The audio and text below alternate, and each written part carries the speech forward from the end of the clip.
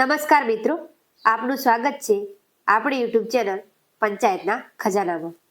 તો આજે આપણે આ વિડીયોમાં મારી યોજના પોર્ટલનો ઉપયોગ કેવી રીતે કરવો તેના વિશે જોઈશું।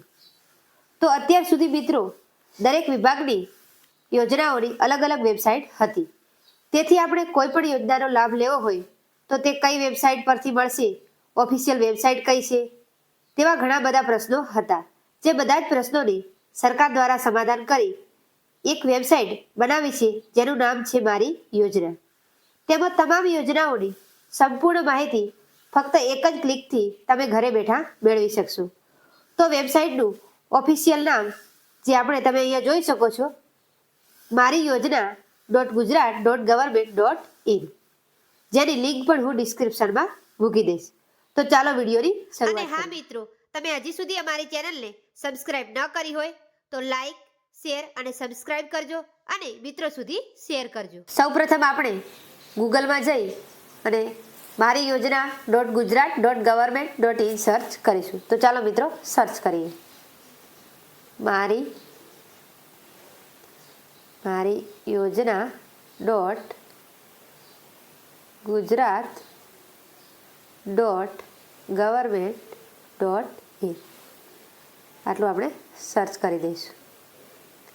એ આટલું સર્ચ કરીશ એટલે આ રીતની વેબસાઇટ ખુલશે। અહીંયા તમે નીચે જોઈ શકો છો કે લખેલું છે કે રાજ્યના પ્રત્યેક નાગરિકને સરકારી યોજનાઓના લાભ સત્વરે પૂરા પાડવા એ જ અમારી પ્રાથમિકતા છે અને માનનીય મુખ્યમંત્રી શ્રી ભૂપેન્દ્રભાઈ પટેલ તરફથી છે।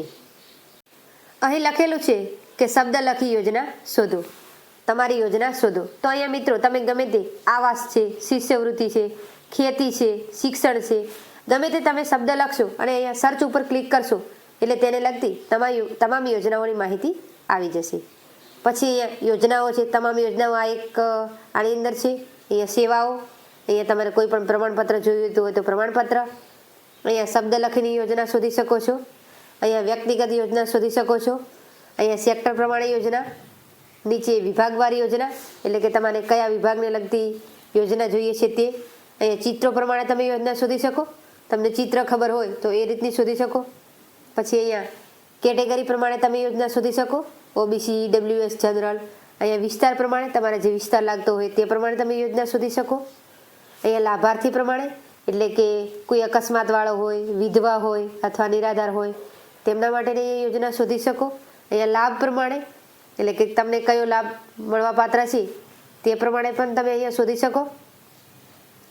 સહાયના પ્રકાર પ્રમાણે પણ તમે યોજના શોધી શકો। અહીંયા માલિકી પ્રમાણેની યોજનાઓ છે।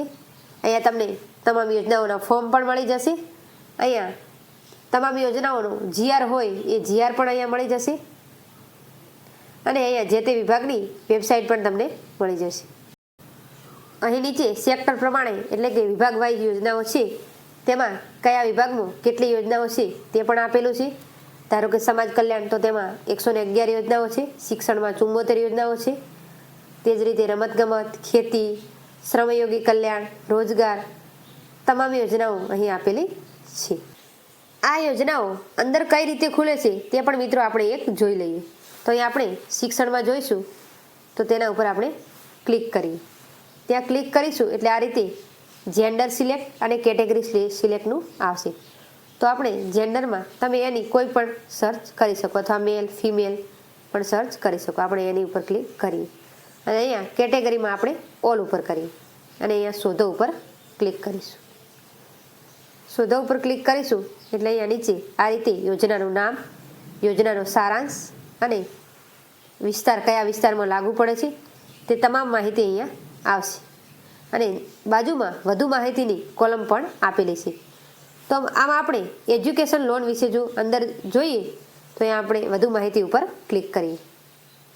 તેના ઉપર ક્લિક કરીશું એટલે આખી યોજનાની સંપૂર્ણ માહિતી ખોલી જશે।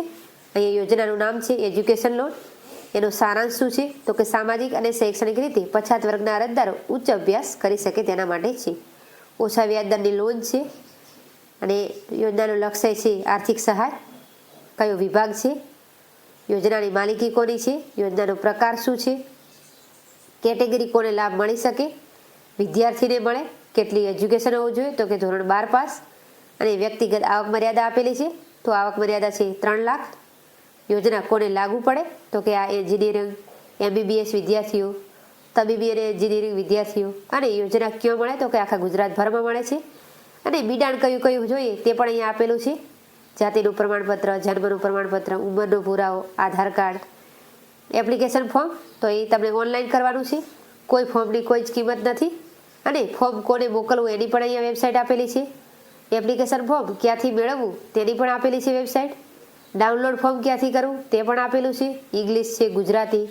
અને વિસ્તૃત માહિતી કઈ રીતે મેળવવી એની પણ વેબસાઇટ આપેલી છે. જે તે વિભાગ એટલે કે શિક્ષણ વિભાગની પણ લિંક આપેલી છે. એપ્લિકેશન ઓનલાઈન URL એની પણ વેબસાઇટ આપેલી છે. અને સંબંધિત દસ્તાવેજ એટલે કે આ યોજના શાના આધારે છે, તો તેનું GRની પણ અહીંયા ડિટેલ આપેલી છે. શિક્ષણની જોઈ તે રીતે આપણે ખેતીવાડીને લગતી પણ એક જોઈ લઈએ યોજના. તો તેના ઉપર આપણે ક્લિક કરીશું. તેના ઉપર ક્લિક કરીશું એટલે તેમાં પણ જેન્ડર કેટેગરી સિલેક્ટ કરવાનું રહેશે. હવે આપણે એની કરી દઈએ અને અહીંયા કેટેગરીમાં ઓલ કરી દઈએ અને શોધો ઉપર ક્લિક કરીશું. તેના ઉપર ક્લિક કરીશું એટલે અહીંયા નીચે યોજનાઓનું આખી માહિતી ખુલશે. તો અહીંયા કુદરતી આપત્તિની યોજના છે, પછી ટ્રેક્ટર, એગ્રો સર્વિસ, ખેડૂતોને સ્માર્ટફોનની ખરીદી પર સહાય. અહીંયા ઘણી બધી મિત્રો યોજનાઓ આપેલી છે.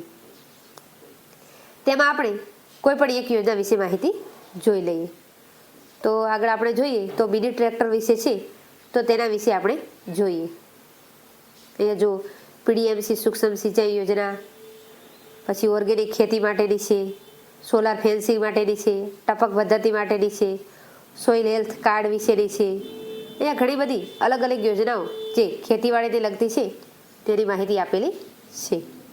તો આપણે કોઈ પણ એક યોજના ઉપર ક્લિક કરી અને તેની માહિતી જોઈ લઈએ. તો આપણે કિસાન પરિવહન યોજના ઉપર ક્લિક કરીએ, તેને વધુ માહિતી ઉપર ટિક કરીશું. તેના ઉપર ટિક કરીશું એટલે તેની તમામ અહીંયા ડિટેલ ખુલી જશે. કોની કોની યોજનાઓનો સારાંશ શું છે, તો કે નાના, સીમાંત, મહિલા, અનુજાતિ, અનુસૂચિત જનજાતિ ખેડૂતોને કુલ ખર્ચના 35% એ રીતનું અહીંયા મળવાપાત્ર રહેશે. લાભના પ્રકાર શું છે, ક્ષેત્ર કયું છે, યોજના કોની છે, કેટેગરી તો કે તમામને મળશે. આવકની અહીં કોઈ મર્યાદા નથી, તમામ ખેડૂતોને લાગુ પડશે. શું દસ્તાવેજ જોઈએ, તો કે 7/12નો ઉતારો, Aadhaar card, bank passbook, application form કઈ રીતે કરવું તેની પણ અહીંયા ડિટેલ આપેલી છે. આગળ આપણે શિક્ષણને લગતું જોયું તે જ રીતે અહીંયા પણ સંપૂર્ણ માહિતી આપેલી છે. GR પણ અહીંયા આપેલો છે. તો આ હતી મારી યોજના વેબસાઇટની સંપૂર્ણ માહિતી. તો મિત્રો આ ખૂબ જ ઉપયોગી વેબસાઇટ છે, તો તમે જરૂર એકવાર આ વેબસાઇટની મુલાકાત લેજો.